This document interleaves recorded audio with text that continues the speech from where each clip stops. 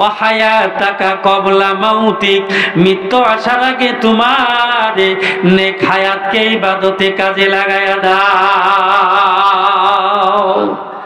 গুনাহের কাজে যাবা না, অন্যায়ের কাজে যাইবা না, খারাপ বেহায়াপনা কাজে কর্মে কখনো লিপ্ত হইবা না। 14ই ফেব্রুয়ারি বেহায়া দিবস, এই বেহায়া দিবস পালন করতে যাইবা না, সেখানে গিয়ে টাকা নষ্ট করবা না।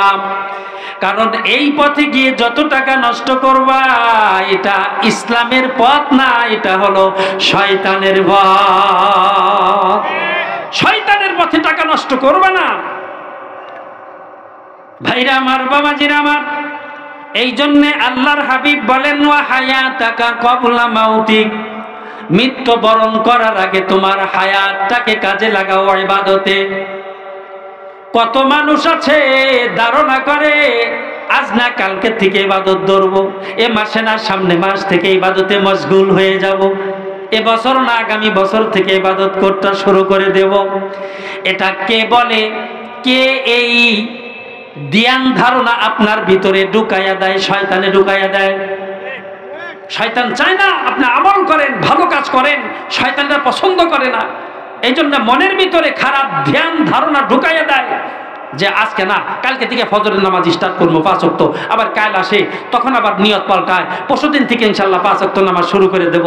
পরশুদিন আসার আগেই মালাকুল মউত আজরাইল কাছে এসে উপস্থিত, আর ইবাদতের সুযোগ পেল না। এরকম হতে পারে কিনা বলেন? আউযু বিল্লাহি মিনাশ শাইতানির রাজীম।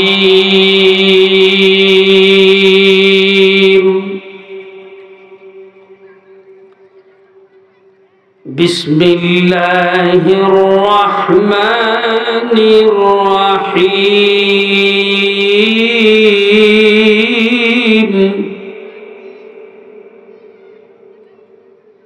قل يا عبادي الذين أسرفوا على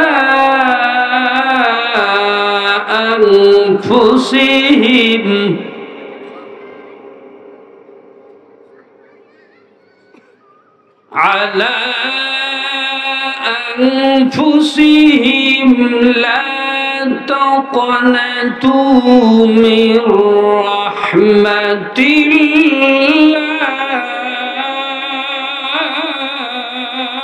الله إن الله يغفر الذنوب جميعا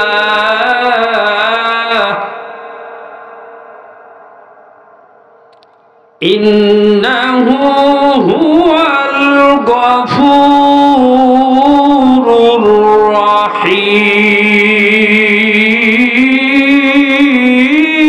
الرحيم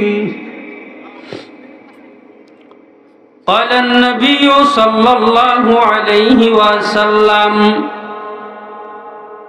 اغتنم خمسا قبل خمس شبابك قبل حرمك وصحتك قبل سقمك وغناك قبل فقرك وفراغك قبل شغلك وحياتك قبل موتك صدق الله العظيم।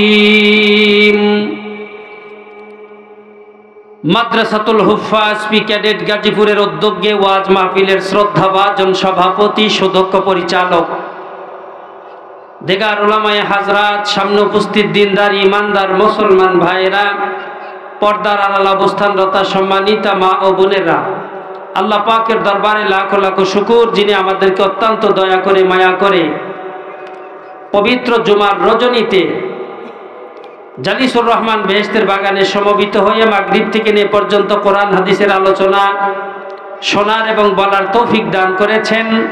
সেই মহান সত্তার দরবারে অন্তরের অন্তরস্থল থেকে শুকর আদায় করে নিচ্ছি। সকলেই বলছি আলহামদুলিল্লাহ। আর একটু জোরে আওয়াজ হবে আলহামদুলিল্লাহ। সম্মানিত ভাইরা আমার, আয়াতে কারিমা এবং হাদিসকে সামনে রেখে সংক্ষিপ্ত পরিসরে মোলাক্খাস কথা বলার চেষ্টা করব। মানুষ দুনিয়াতে স্থায়ী নয়, অস্থায়ী, চলে যেতে হবে, এটাই বাস্তব।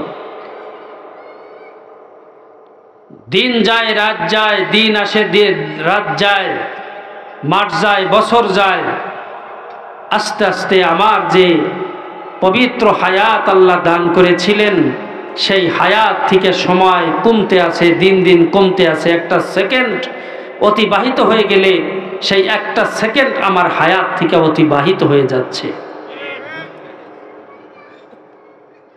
কেউ থাকবো না, এটাই বাস্তব। একদিন চলে যেতে হবে। স্থায়ী জায়গা, দুনিয়া অস্থায়ী, যেতে হবে স্থায়ী জায়গা, যার শুরু আছে শেষ নাই। যে হায়াতের শুরু আছে শেষ নাই, সেই জায়গা পরকালের জায়গা, আখেরাতের জায়গা। আখেরাতে আবার জায়গা দুই কিসিম, একটা শান্তির জায়গা আর একটা অশান্তির জায়গা। শান্তির জায়গাকে জান্নাত বলা হয়, অশান্তির জায়গাকে জাহান্নাম বলা হয়। যারা জান্নাত পেয়ে যাবে এরা সুখ আর সুখ, এরা শান্তিতে বসবাস করবে। কেমন হায়াত পাবে? যে হায়াতের শুরু আছে, কোনো দিন শেষ হবে না। সুবহানাল্লাহ বলেন।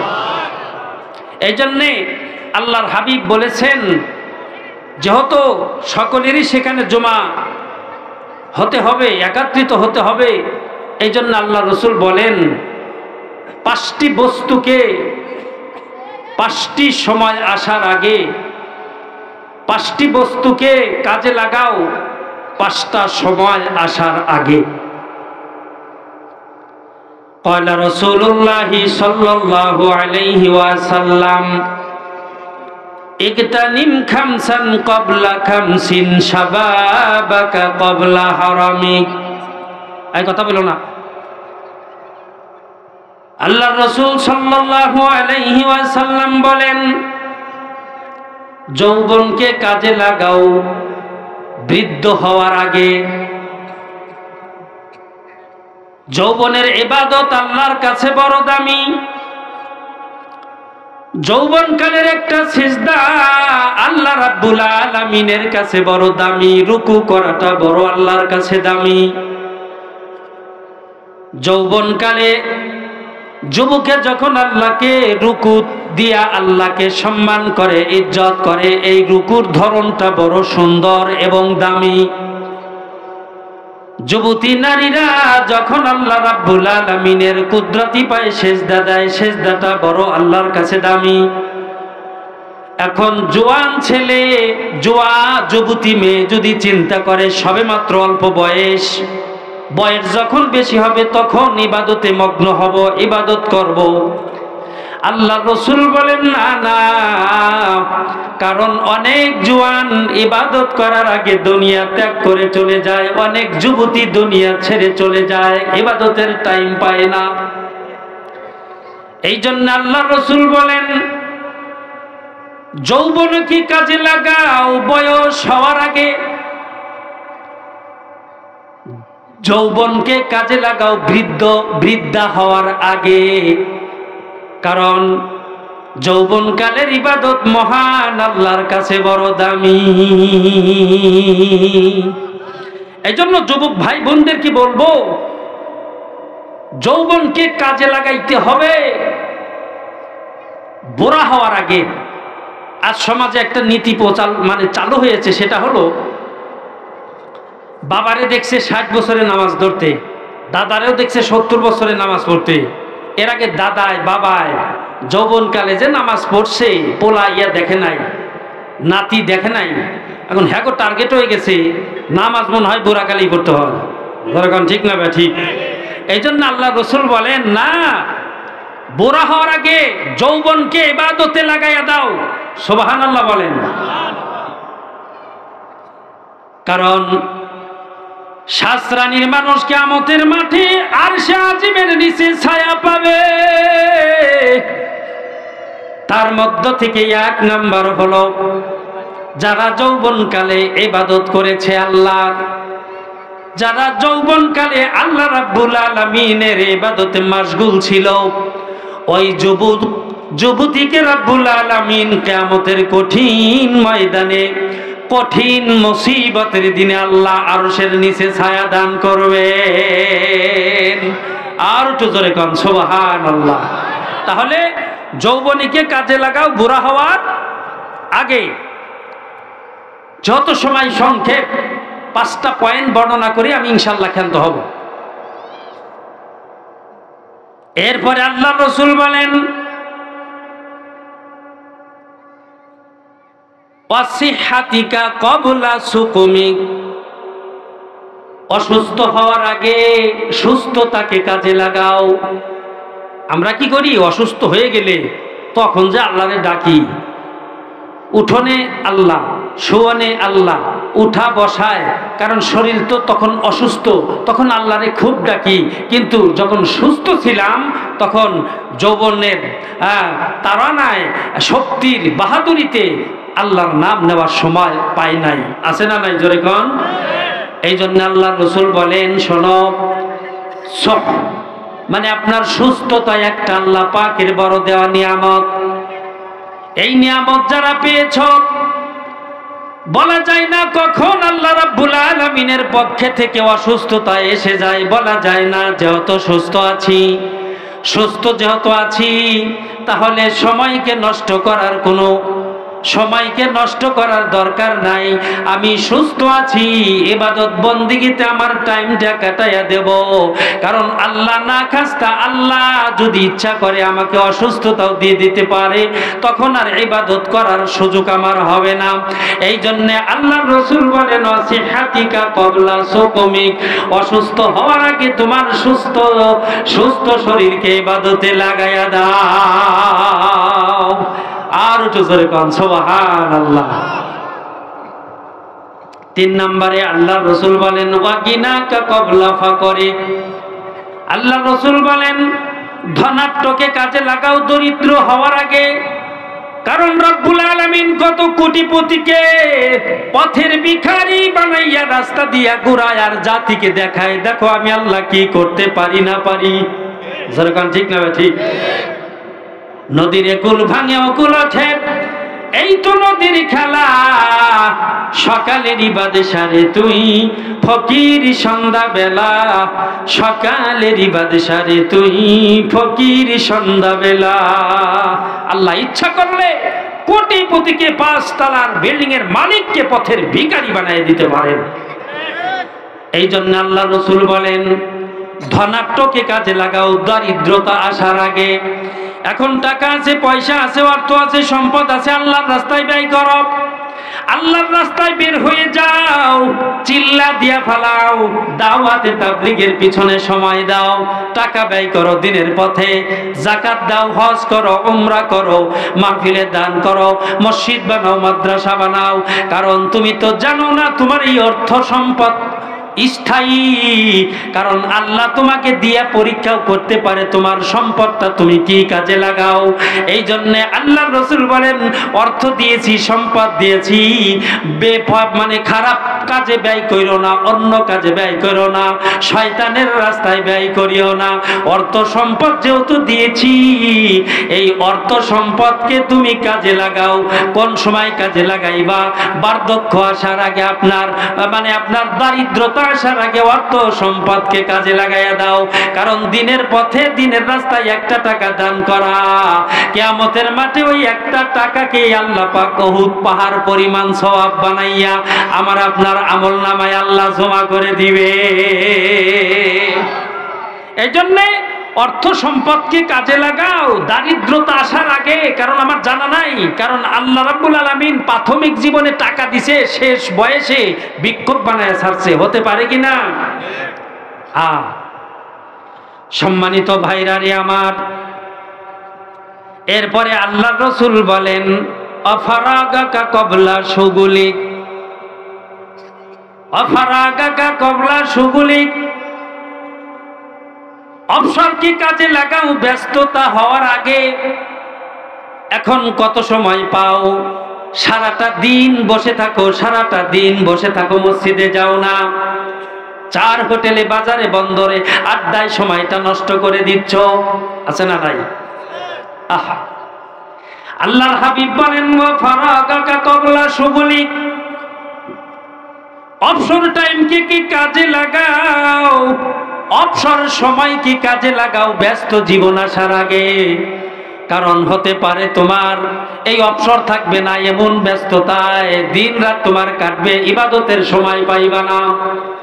এই জন্য যারা অবসর আছো, যারা নাকি বসে থাকো, কাজ নাই কর্ম নাই, বাইরে সময়ের বহু দাম, 1 মিনিট আমার জীবন থেকে চলে যাওয়া মানে আমার হায়াত থেকে 1 মিনিট কমে যাওয়া। এই জন্য অবসর সময়কে কাজে লাগাইতে হবে ব্যস্ত জীবন আসার আগে। তাহলে কি হবে জানেননি? ব্যস্ত যদি হয়ে যান, এই যে অভ্যাস করে ফেলছেন, ইবাদত করার অভ্যাস করে ফেলছেন, ব্যস্ততার ভিতর দিয়ে আল্লাহ আপনার ইবাদত বন্দেগী করার সুযোগ দান করবে। তাহলে মনে থাকবে তো ইনশাআল্লাহ, অবসর টাইমকে কাজে লাগাতে হবে ব্যস্ত জীবন আসার আগে।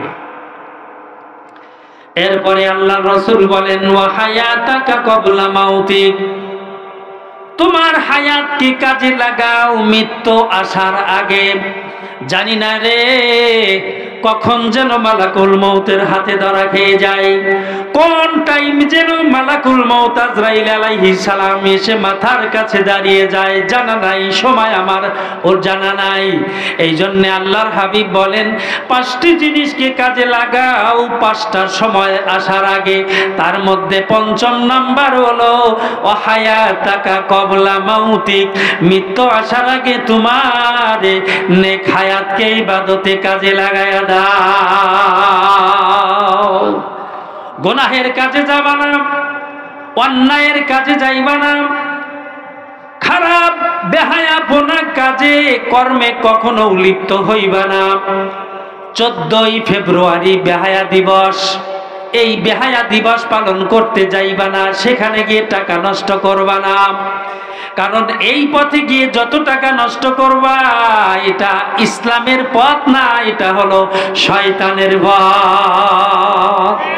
শয়তানের পথে টাকা নষ্ট করবা না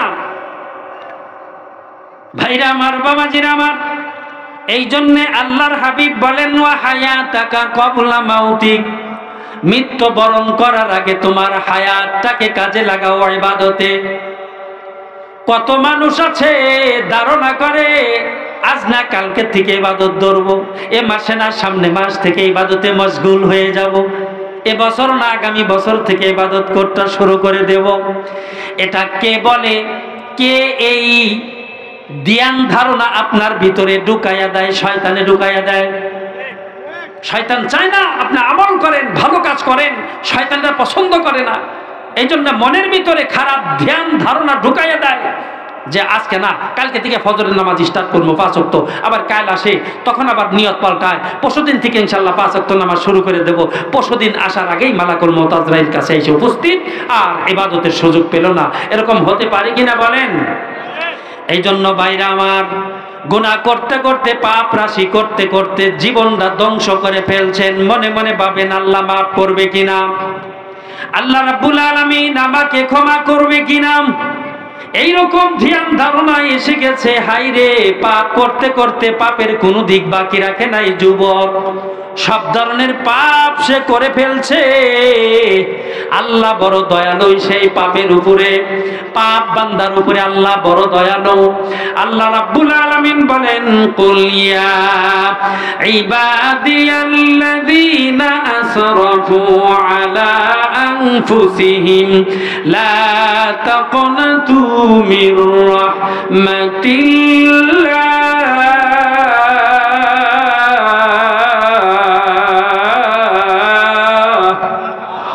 আল্লাহ রাব্বুল আলামিন বলেন, নবী আপনার উম্মতদেরকে বলে দেন, আমার বান্দাদেরকে বলে দেন, যারা গুনাহ করতে করতে করতে করতে জুলুম করে ফেলছো, নিজের উপরে জুলুম করে ফেলছো, অত্যাচার করে ফেলছো, তারা যেন আমি আল্লাহ রাব্বুল আলামিনের থেকে নিরাশ হয়ে ফাঁকে না যায়। কারণ আমার বান্দারা ভুল করে ফেলছে, তারা যদি আবার ফিরে আসে, তওবা করে, আমি রাব্বুল আলামিন তাদেরকে মাফ করে দেব। সেই মাপের দিন এসেছে, সেই মাপের সময় এসেছে। গুনাহ করেছেন যুবক ভাই, কোনো গুনাহ বাদ নাই, সমস্যা নাই, টেনশনের কিছু নাই। গুনাহ থেকে ফিরে আসেন, আর গুনার কাজ করব না, গুনার কাছে যাব না। আগামীকাল সেই নিসফে মিন শাবান, শাবান মাসের 15তম রাত, এটা মাপ চাওয়ার রাত। যাও সবে বরাতের রাত্রে, নিসফে মিন শাবানের রাত্রিতে সেজদায় পড়ে, নফল নামাজের সেজদায় পড়ে আল্লাহর কাছে কান্দো, আল্লাহ পাপ করেছি, গুনাহ করেছি, জুলুম করেছি, আর করব না, ফিরে এসেছি, আল্লাহ মাফ করে দাও। আল্লাহ রাব্বুল আলামিন বলে, আমি আল্লাহ পাক তোর সব গুনাহ মাফ করে দেব। এই জন্য দাওয়াত রয়ে গেল, দাওয়াত দিয়ে দিলাম, যে যে পাপ রাশিতে লিপ্ত ছিলে যুবক ভাই, সব তওবা করে ভালো হয়ে যাও। আসো ইসলামের পথে, আসো দ্বীন ইসলামের পথে, আসো ইসলামের শীততল ছায়ার নিচে। দুনিয়াও শান্তি হবে, আখিরাতেও শান্তি হবে, পরকালে শান্তি হবে, মিজানের আসান পাবে, পরকালে হাসতে হাসতে আল্লাহর তৈরি জান্নাতে চলে যাবে।